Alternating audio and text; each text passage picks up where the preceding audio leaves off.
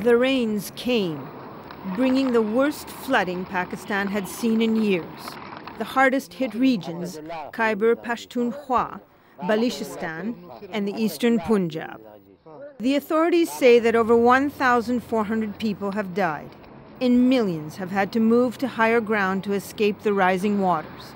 The victims, many refugees, fled Pakistan 25 years ago. Now they are living by roadsides, homeless again.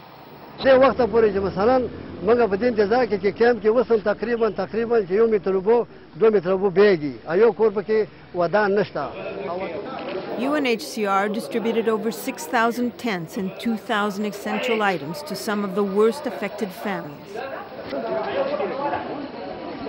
Rains that affected a large-scale population in Pakistan also affected the Afghan refugee camps in the districts of Charsadda, Mardan, Sawabi and Peshawar. We are distributing tents and non-food items to the refugee populations whose houses were totally destroyed, damaged and washed away by the flood waters.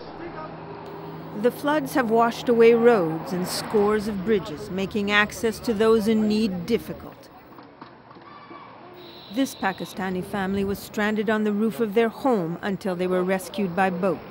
Now they too are living on a motorway near Peshawar.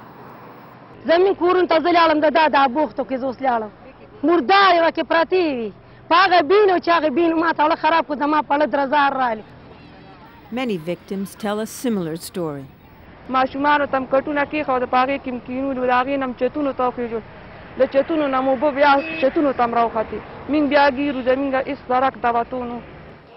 The distribution of supplies will continue, but agencies say that rebuilding will be costly and time-consuming.